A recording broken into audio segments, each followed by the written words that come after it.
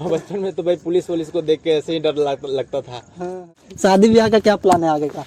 मेरी शादी हो चुकी है। अच्छा, आपका शादी हो गया?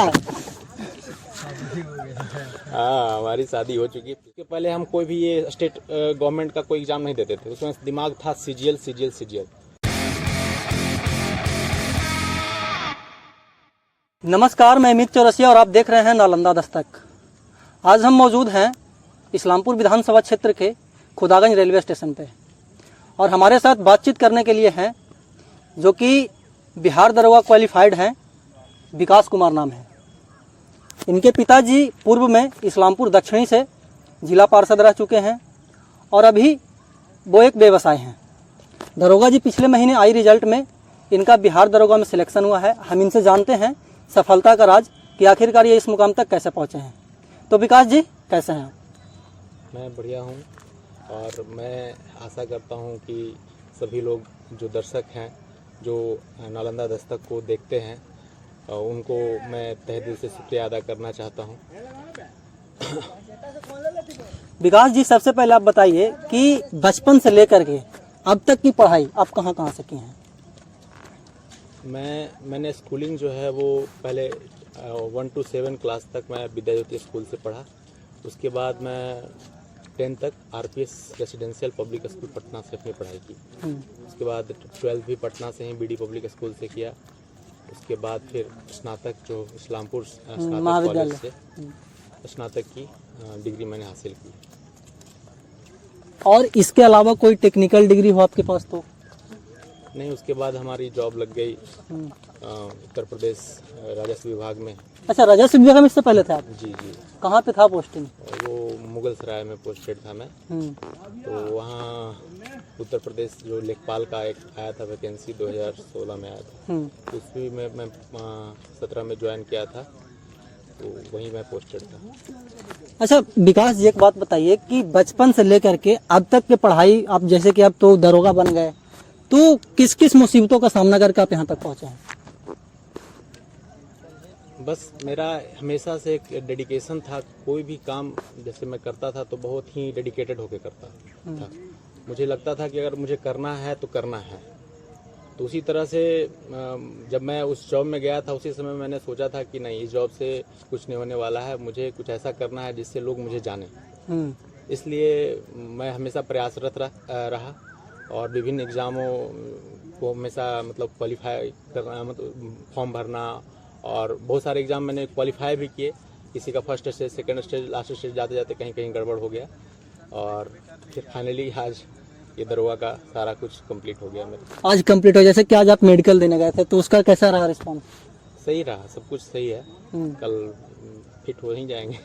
अच्छा अभी विकास जी, एक बात बताइए कि जैसे कि यहाँ तक आप आए, ठीक है, तो आपके जो अपकमिंग कैंडिडेट्स हैं, जो आपसे छोटे हैं, उनको आप क्या संदेश देना चाहेंगे? यही संदेश देना चाहेंगे कि लक्ष्य अगर आप कोई निर्धारित करते हैं तो उस पे आपको टिके रहना है। अगर हमने सोच लिया है कि हाँ हमें वहाँ तक पहुँचना है, तो हमको इधर उधर नहीं देखना है कि क्या है नहीं है, बस वहाँ तक पहुँचना है, किसी भी हाल तक पहुँचना है। तो इसी तरह से अगर कोई टारगेट आप बनाते हैं तो उसके लिए आपको मेहनत और डेडिकेशन जरूरी है। जैसे कि आपका कहना है कि अगर हम सोच लिए हैं कि हमको खुदागंज जाना है, ठीक है, अगर राजगीर से हमको खुदागंज जाना है तो बीच में नहीं देखना है कि छबीलापुर कहाँ है और साइड पे कहाँ है। हमको जाना है तो खुदागंज जाना है। तो वही है कि कोई भी लक्ष्य आप एक निर्धारित कीजिए तो बाकी चीजों को आप भूल जाइए। अच्छा, जैसे कि क्या होता है ना कि बचपन से जब होते हैं हम लोग, क्या बोलते हैं, स्टूडेंट लाइफ में, तो मन में बहुत सारा कि ये होता है, क्या बोलते हैं कि सपना होता है कि किसी के मन में होता है कि हम दरोगा बनेंगे, किसी के मन में होता है कि हम इंजीनियर बनेंगे, किसी के मन में होता है कि हम डॉक्टर बनेंगे। तो आपके मन में क्या था? जैसा कि आप विद्या ज्योति से किए थे, हम भी वहीं के स्टूडेंट रहे हैं, तो आपका बचपन से क्या शौक था? बचपन का जो शौक होता है ना, वो इंसान दूसरे को देख के बता देता है। वो बनना चाह रहा है आईएएस, तो भाई हम भी आईएएस बनेंगे।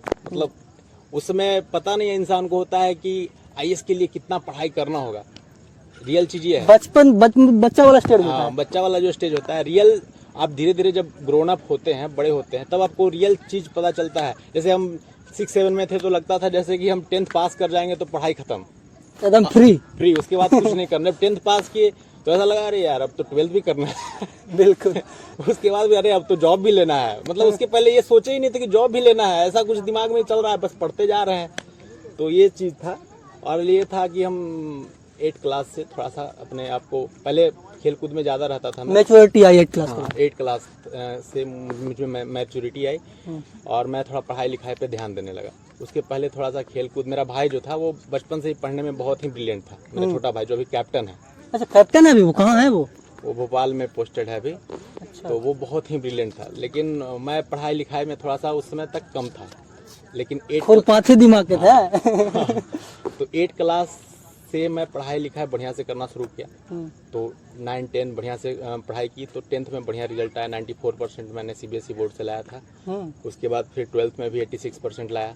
तो इस तरह से मेरा मतलब अपने आप को हमेशा इम्प्रूव किया उसके बाद से। लेकिन 8 क्लास से पहले तक थोड़ा लड़ाई झगड़ा, ये वो मारपीट, ये मतलब होता है ना, पढ़ाई लिखाई नहीं करना, ग्रामीण क्षेत्र में भी रहते हैं। खेल कूद और सब कुछ में अव्वल थे, लेकिन पढ़ाई लिखाई थोड़ा इंटरेस्ट कम रहता था। 8 के पहले? 8 के पहले। उसके बाद फिर पढ़ाई लिखाई बहुत मन से किए, जो पीछे छूट गया था उसको भी बहुत कैप्चर करने का प्रयास किए कि जो अभी तक हम नहीं पढ़े उसको भी सबको कैप्चर कर लेते। उसके बाद फिर जब हो गया तो फिर धीरे धीरे सब बढ़िया हो गया फिर। अच्छा, जैसे कि मेरा सवाल था विकास जी कि बचपन से आपका क्या शौक था? बचपन से ही चाहते थे कि हम बिहार पुलिस में जाएं या फिर डिफेंस में जाएं, या फिर बचपन से कुछ अलग शौक था? कोई ऐसा शौक कुछ नहीं था। बताया तो बचपन में कुछ ऐसा सोचे ही नहीं थे हम कि हम यहाँ पे आएंगे। अच्छा।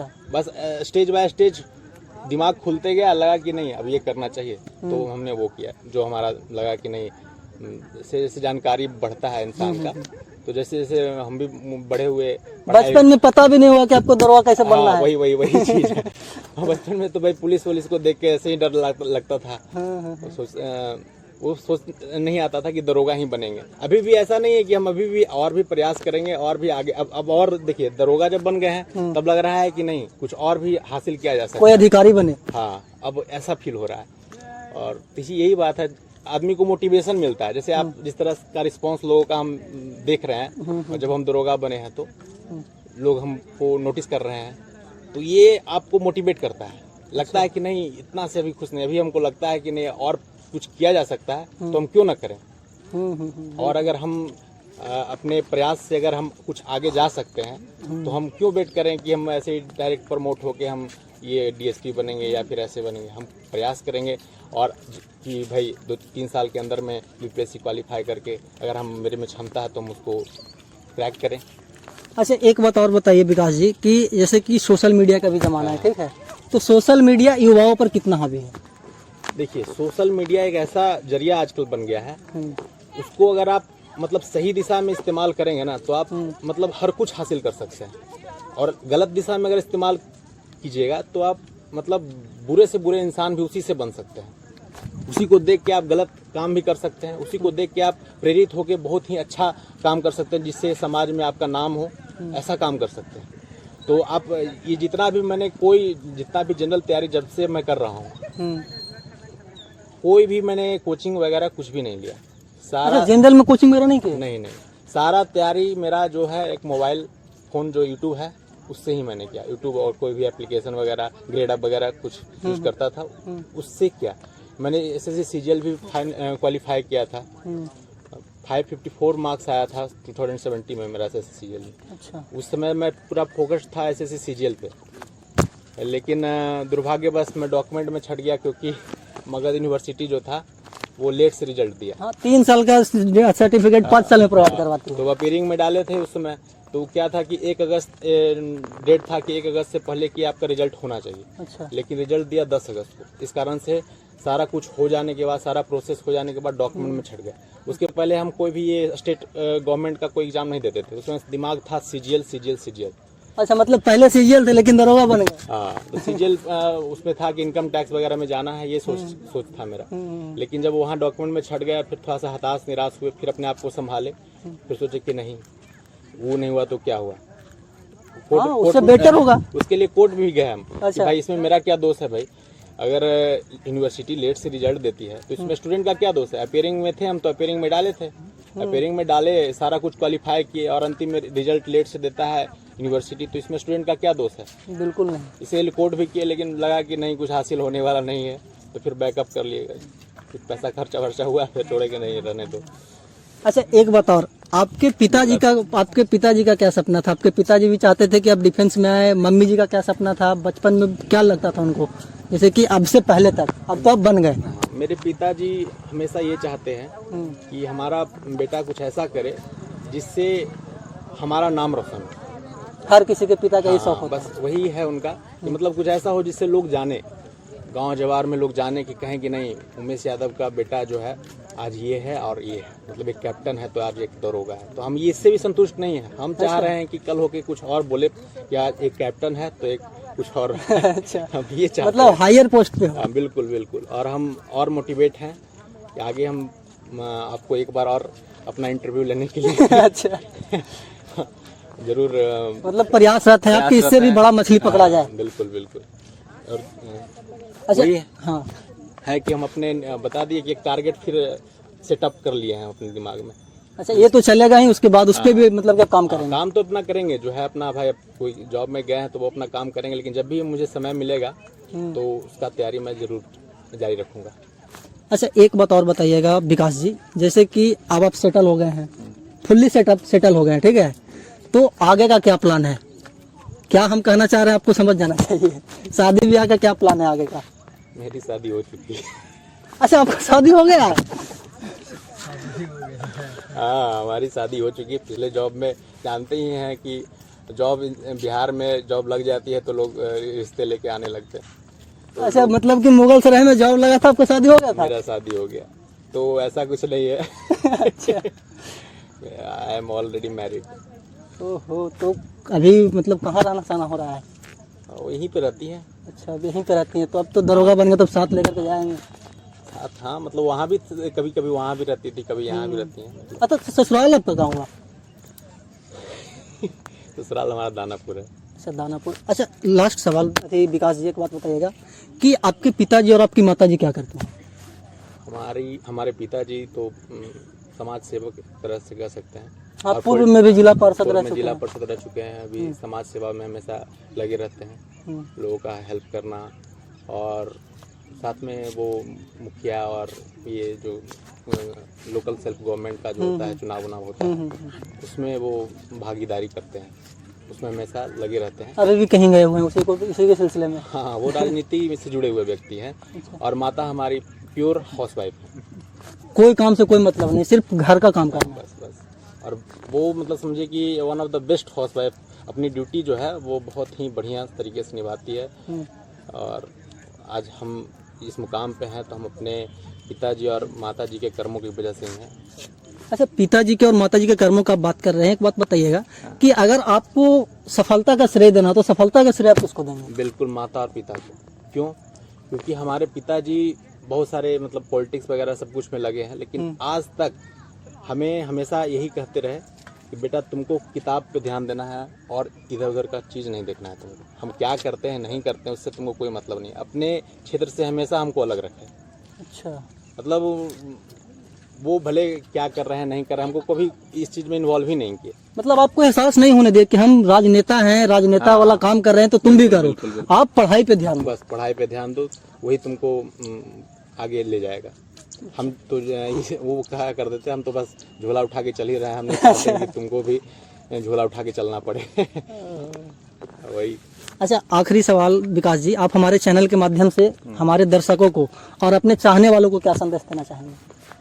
हम आपके माध्यम से आपके माध्यम से जो दर्शक हैं उन सबको यही संदेश देना चाहेंगे कि अगर कोई भी फील्ड में, किसी भी फील्ड में अगर आप खेलते हैं तो उसमें भी अगर आप डेडिकेटेड हैं किसी चीज़ को लेके कि हमको ये चीज़ करना है, तो आप उसी पे फोकस रहिए।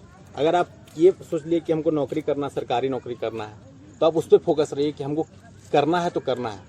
तो उसके लिए क्या जरूरी है और क्या गैर जरूरी है, उसको हमको चुनाव करना है। वो आप करना सीख जाइएगा तो आप अपने लक्ष्य को हासिल कर लीजिएगा। यही हम कहना चाहते हैं। तो ये थे विकास जी जो कि हमारे हर एक सवाल का प्रमुखता से जवाब दिए। इनका कहना है कि सबसे पहले आप एक लक्ष्य मतलब कि टारगेट कर लीजिए कि हमको ये करना है। अगर हमको दरोगा बनना है तो आप सोच लीजिए कि नहीं हमको दरोगा ही बनना है। ऐसा ना हो बीच में कि दरोगा का तैयारी कर रहे हैं और 10 गो मेरे दोस्त को अगर रेलवे में हो गया तो रेलवे पे भटक गया, ऐसा नहीं करना है। बिल्कुल। ऐसा नहीं करना है, आप एक लक्ष्य पे कायम रहिए, आपको सफलता जरूर मिलेगी। ये कहना था विकास जी का, जो कि बिहार दरोगा को क्वालिफाई किए हैं। और हमारे इस वीडियो को अगर आप यूट्यूब पे देख रहे हैं तो चैनल को सब्सक्राइब करें, और अगर फेसबुक पेज पे देख रहे हैं तो हमारे पेज को लाइक करें। और देश दुनिया की तमाम खबर देखने के लिए जुड़े रहे हमारे साथ। वीडियो जर्नलिस्ट रंजू के साथ, नालंदा दस्तक, इस्लामपुर।